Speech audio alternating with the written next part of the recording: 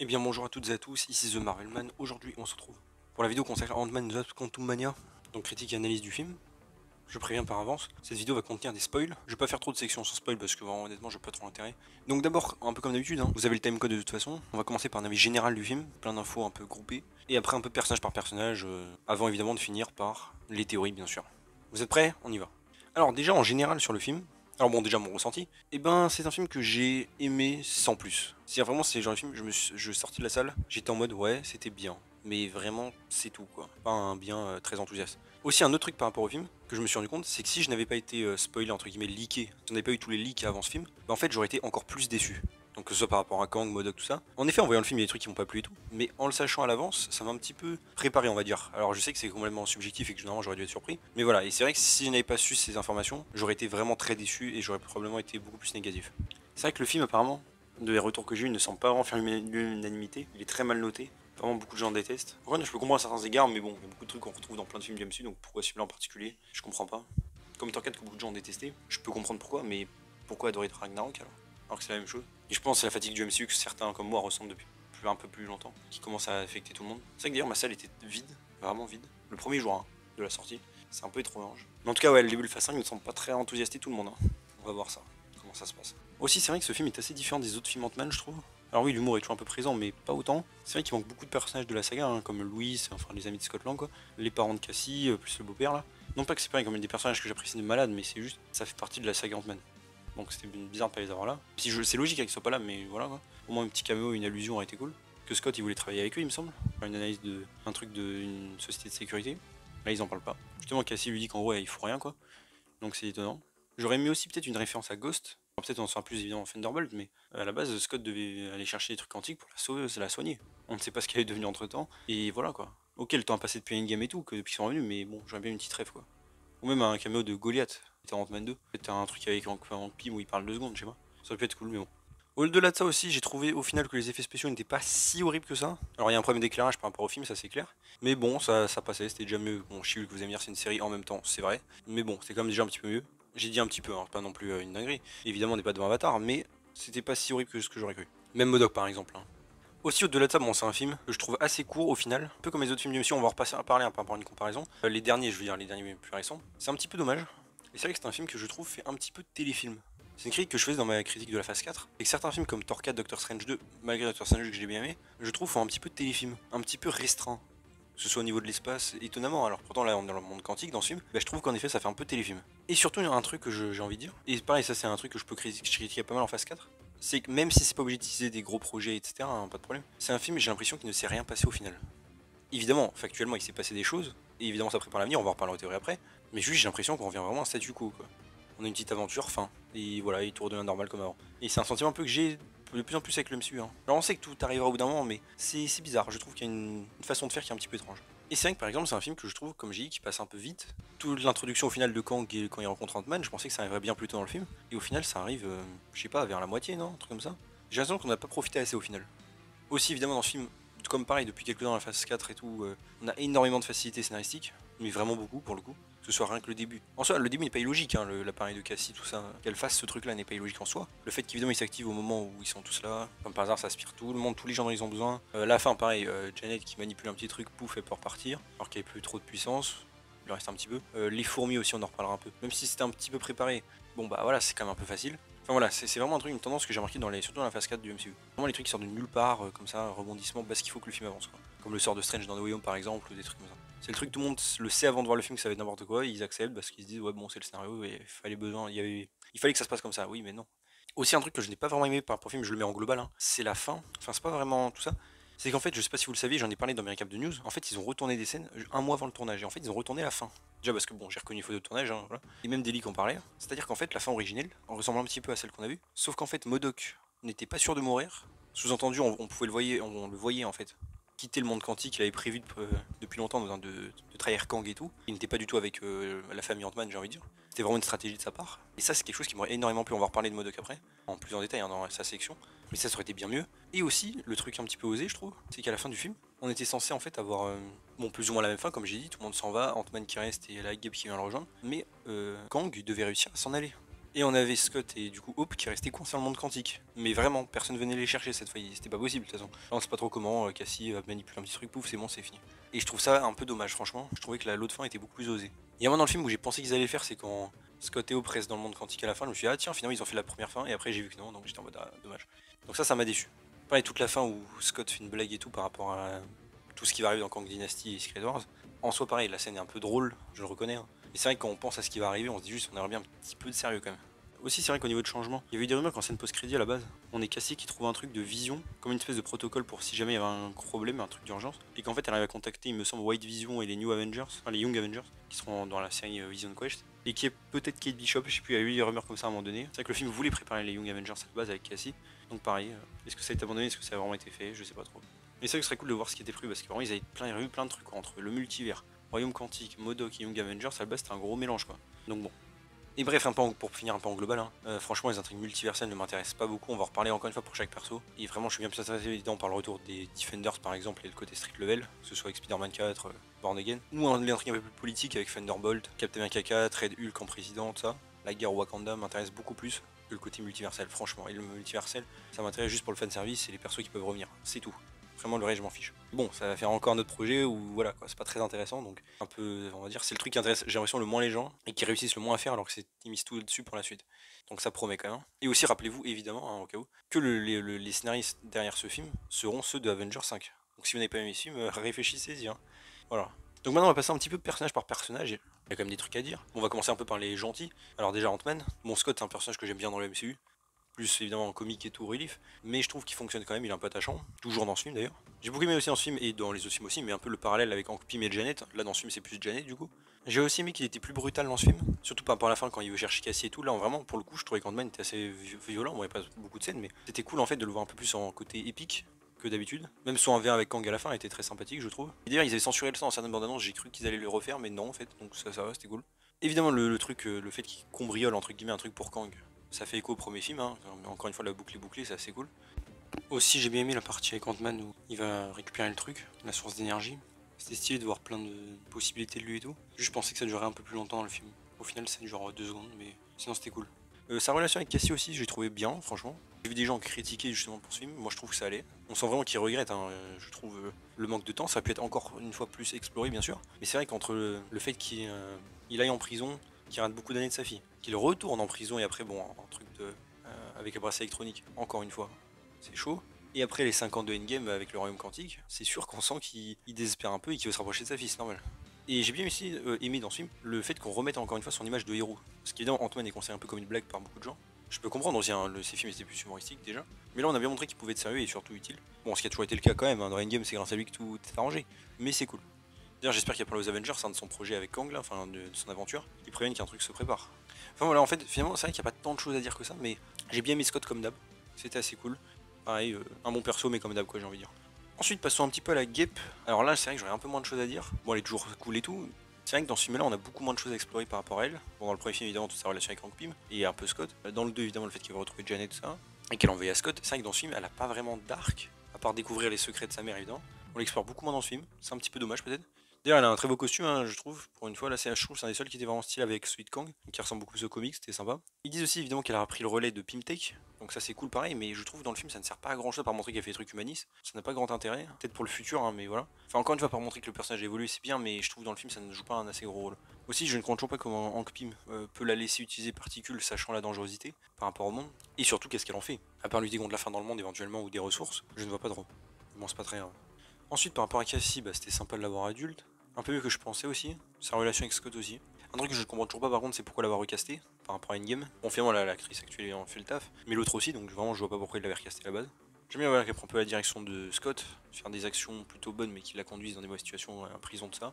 Forcément, bon parallèle. C'est classique, hein, je veux dire, mais efficace. Bon, le fait qu'elle ait un costume, ça sort un peu nulle part, je reconnais. Pas Hank Pym, même s'il a évolué et qu'il lui donne ça et tout, bon, ça m'étonne. Mais ça va, elle était assez cool, son petit truc avec MODOK était sympa, hein, le fait qu'elle stresse un peu de le revoir, c'est normal. Ça aurait pu être mieux fait aussi, mais ça va. Au final, Cassie était assez cool. Mais il n'y a pas tant de choses à dire que ça au final. Pour Hank Pym, un peu pareil, bon, ça c'est cool de le retrouver dans ce film, c'est un personnage que j'ai toujours bien aimé. Dans ce film-là, je le trouve peut-être un petit peu trop drôle. Alors oui, on va pas, il a évolué, c'est depuis le premier film. Il y avait des moments où je le trouve un petit peu hors de perso, de caractère, quoi, quand il fait un peu trop de blagues. Mais ça va, Hank Pym reste toujours un bon perso, donc c'est cool. J'ai bien aimé aussi les blagues avec sa jalousie, hein, par rapport à Krylar et tout. Voilà. Pareil, en final, Hank, j'ai pas grand chose à dire par bon, le coup des fourmis qui était cool et qui est toujours lié à ça évidemment depuis le début. C'est logique, hein, c'est lui qui a fait tout ça. Mais voilà. C'est vrai que au final, j'aimerais bien faire un spin-off peut-être sur Hank plus jeune pour être cool en vrai. Ensuite, passons à Janet. Donc Janet, que j'ai trouvé que c'était cool de l'avoir enfin en premier plan. Parce que bon, dans Ant-Man 1, plus un petit caméo. Dans Ant-Man 2, elle apparaît évidemment à la fin, mais on ne sait rien. Elle vient à peine d'arriver quoi.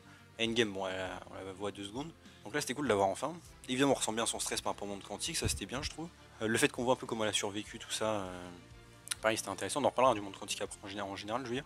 Mais toutes ces interactions, tous ces trucs et tout, étaient vraiment assez cool. C'est vrai que je pensais peut-être qu'elle utiliserait plus de pouvoir entre guillemets du monde quantique, parce que dans Ant-Man 2, elle semblait en avoir en tout cas une connexion. Là, on dirait pas trop, donc voilà. Évidemment, c'est vrai que c'est dommage qu'elle en ait pas parlé de Kang aux Avengers éventuellement, ou même à sa famille et tout. Bon, c'est justifié un peu dans le film, hein, mais quand elle sait qu'il y a une menace 10 fois pire que Thanos qui rôde et tout, ça aurait été quand même cool de le lire. Parce que rien n'empêche qu'un jour il puisse trouver une solution pour se barrer au final. Mais en tout cas, j'ai bien aimé Janet. C'était cool enfin de l'avoir un peu en premier plan. Je pense d'où l'idée d'un spin-off, on pourra en reparler plus tard, qui serait intéressante, je trouve. Et voilà. Donc bon personnage et tout.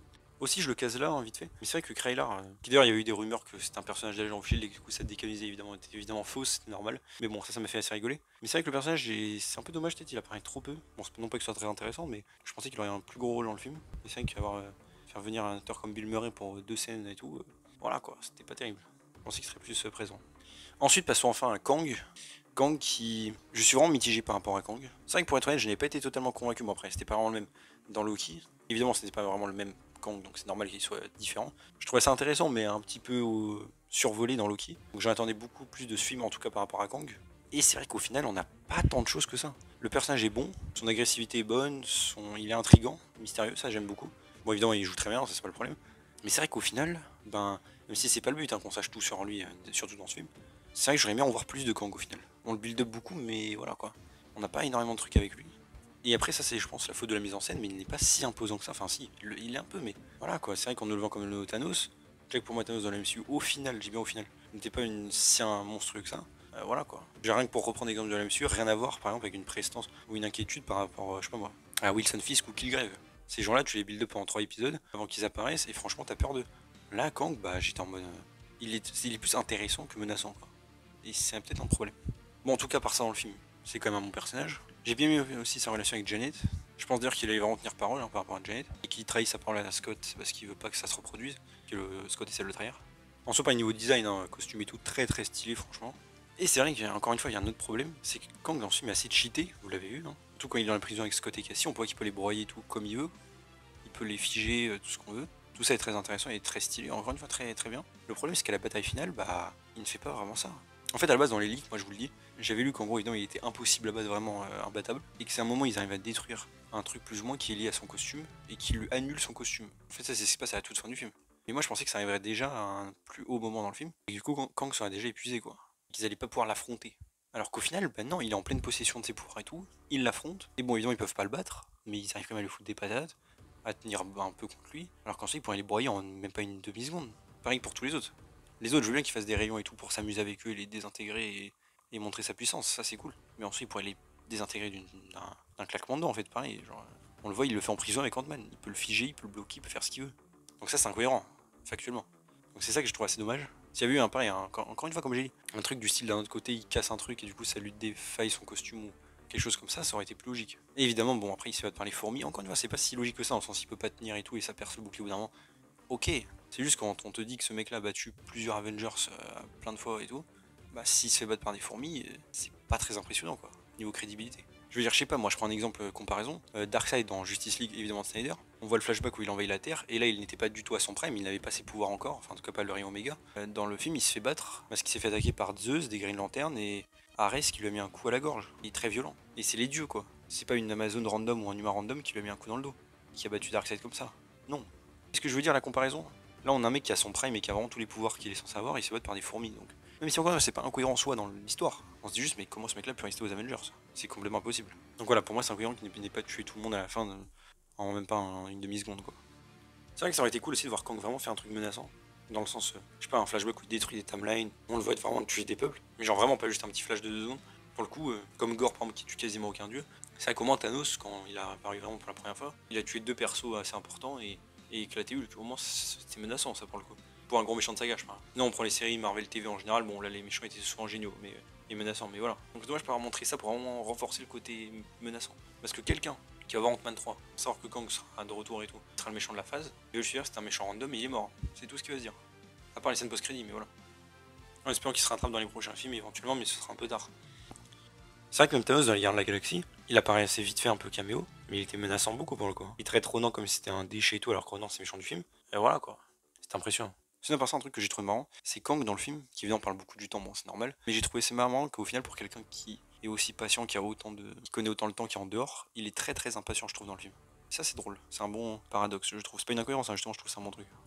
Aussi, un truc dont il faudra reparler en théorie, mais là j'en parle de fait, c'est qu'évidemment, je suis assez déçu du coup qu'il soit mort, comme je l'ai dit, plus tôt, et j'aurais préféré l'autre fin où en fait il arrive à s'échapper, parce que oui, ok, vous allez me dire, après, il y a d'autres Kang, on le voit et tout, on va en reparler encore une fois en théorie.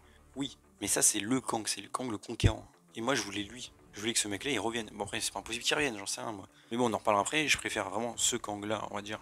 Pas en nerfé ou quoi, hein, contre les Avengers, qu'une armée de Kang. Ça m'intéresse beaucoup plus d'en avoir qu'un. Et un bien énervé, quoi. Après, ce n'est que mon avis, encore une fois. Et sinon, pareil, ça, la chaise qu'il a, la chaise quantique et tout, très stylé aussi. Le design, tout. Hein. Comme dans les comics animés, ça, c'était très bien.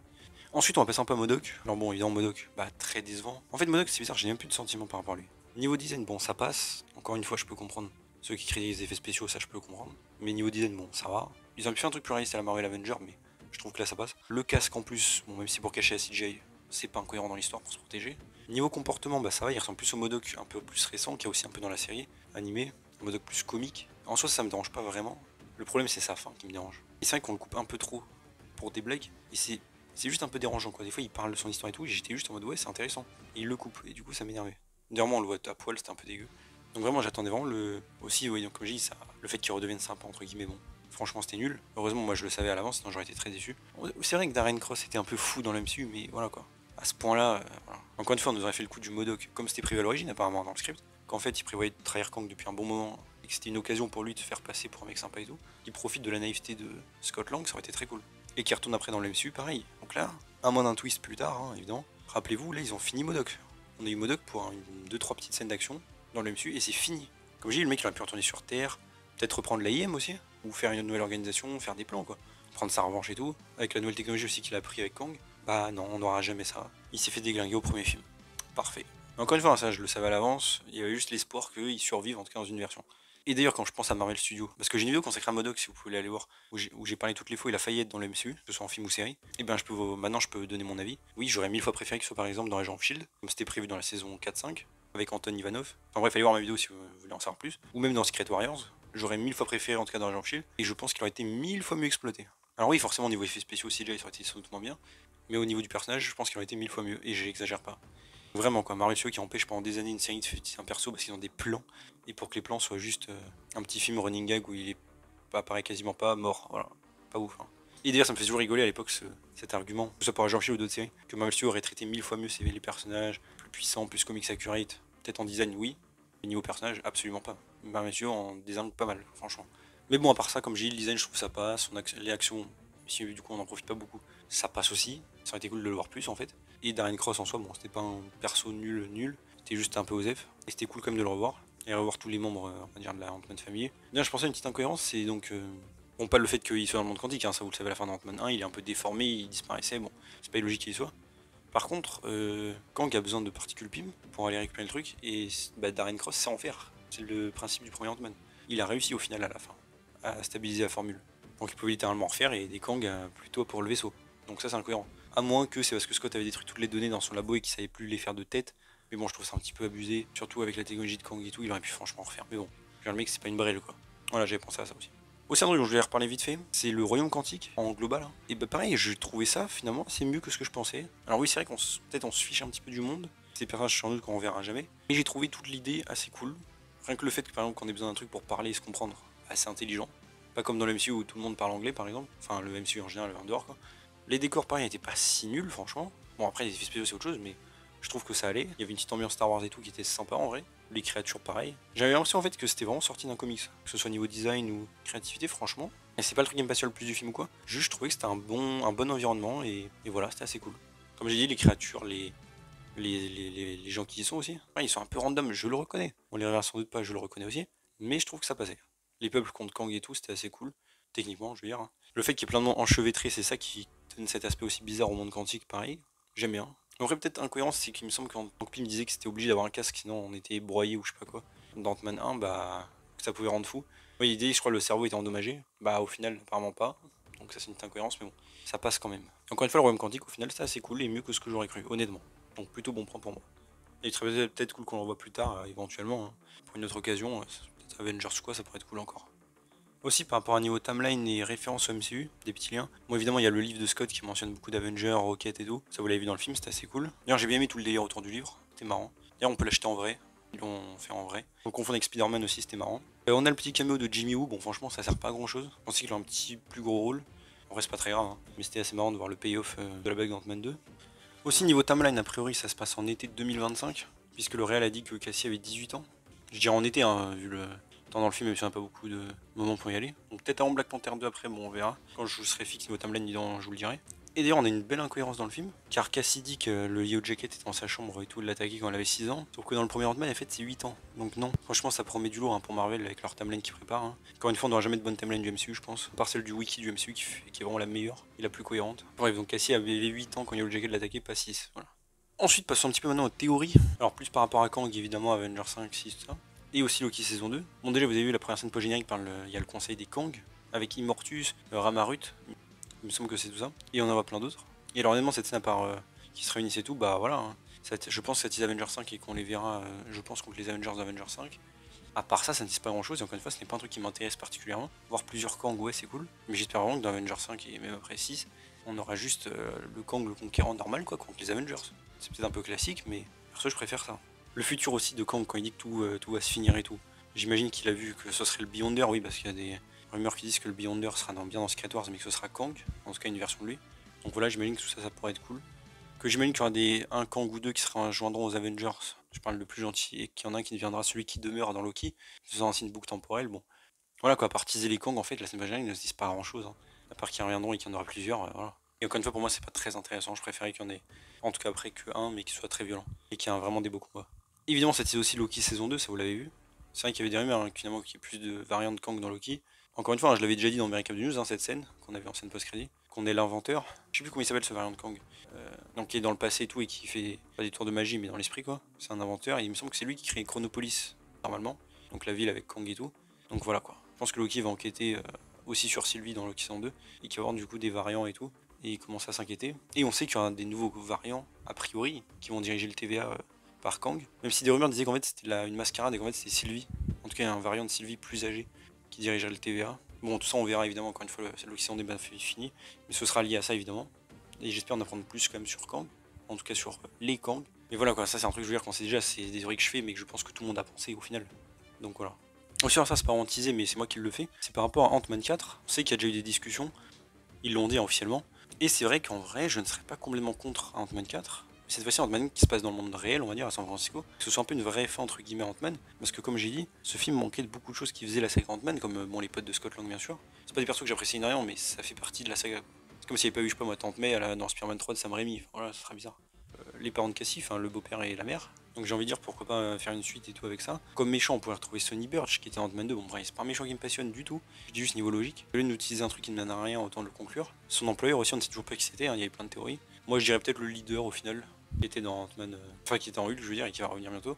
Peut-être ça pourrait être cool. Évidemment, les théories que ce soit Modox employeur, elles sont évidemment tombées à l'eau. Ça aurait été cool d'ailleurs. Aussi, acteur de Hank Pym m'a dit que dans le 4, il aimerait bien mourir, passer le flambeau et tout, donc ça pourrait être l'occasion. Plus d'action de la Ant-Man Family, peut-être plus Cassie en avant aussi, pour vraiment montrer le passage de flambeau.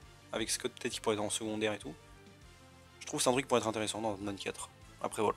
C'est une franchise que pas tout le monde aime dans le MCU. Personnellement, comme j'ai dit, j'aime beaucoup le premier. Le premier aussi, il a repompé beaucoup de Edgar Wright, hein, le premier réalisateur, c'est sûr. Le 2, j'ai trouvé bien que c'est un bon divertissement quand on le regarde, c'est vraiment pas un film pareil qui me passionne ou quoi. Et le 3, bah, comme j'ai dit, je trouve ça bien, mais vraiment différent des autres films. Donc voilà. Aussi par rapport à la Ant-Man Family en général, hein. Scott évidemment on pourra le revoir. On va le revoir j'imagine dans les prochains Avengers, la Guêpe aussi. La Gab, je sais que la crise voulait un film solo, bon je pense pas que ça arrivera, mais pourquoi pas. Faudrait un truc logique quoi, enfin un truc intéressant à raconter surtout. Hank et Janet, pareil, je sais pas s'ils reviendront peut-être en petit caméo ouais, dans Avengers 5 et 6. C'est vrai que pour le coup, eux, comme j'en ai parlé, j'aimerais bien, pourquoi pas un spin-off. Enfin, en vrai, pareil, y a pas tant de choses à raconter que ça. Les voir sur une mission ou faire un autre truc, ça pourrait être marrant en vrai. Après, c'est que le rajeunissement peut-être coûterait trop cher. Ou un petit spécial sur Disney, hein, ça pourrait être marrant. Revoir aussi Peggy Carter et Howard Stark à ce moment-là. Même Arnim Zola, on sait, hein, qui avait été coupé dans Ant-Man 1 quand il travaillait pour le Shield et tout, ça pourrait être cool. Mais évidemment, celle qui a le plus d'avenir, je pense, c'est Cassie, avec les Young Avengers évidemment dans le futur. Elle sera en premier dans Vision Quest. Dans les prochains Avengers, j'imagine qu'elle sera là, voilà quoi. Donc, cool. Donc voilà, je pense avoir fait un petit peu le tour. Donc Ant-Man and the Wasp, Quantumania. Donc comme vous l'avez vu, la phase 5 ne part pas très bien. En tout cas, j'ai l'impression. Comme j'ai dit, vous avez vu mon résumé à moi et mon avis. Ça va. Mais ça va parce que je savais des choses, sinon j'aurais été très déçu. Et ça aurait pu être 1000 fois mieux encore une fois. On sent un peu la production rushée et tout, comme j'ai dit, hein, ça fait un peu téléfilm, comme les derniers trucs de la phase 4, et vraiment faut que Marvel s'active pour réparer tout ça. On peut s'attendre à ce que les prochains projets soient peut-être plus travaillés. Hein. Ant-Man c'est un des derniers projets Covid il me semble, même si c'est un peu leur excuse, je pense pas qu'il y a que ça, mais voilà, on verra ça. Donc dites-moi vous ce que vous en avez pensé. Qu'est-ce que vous avez pensé du film évidemment, votre avis, pareil des théories éventuellement, pour la suite. N'hésitez pas à me partager tout ça en commentaire. Et voilà, et que pensez-vous du coup de ce début de phase 5 et de ce que je crois comprendre par mes retours, c'est pas très positif. Donc voilà, bah, si la vidéo vous a plu, n'hésitez pas à vous abonner, liker, commenter, partager, activer la cloche. À me suivre sur mon social et mon Discord, vous avez le lien en description. Si vous le pouvez évidemment me faire un don sur Utip ou Tipeee. Et on se retrouve bientôt pour une nouvelle vidéo. Salut tout le monde.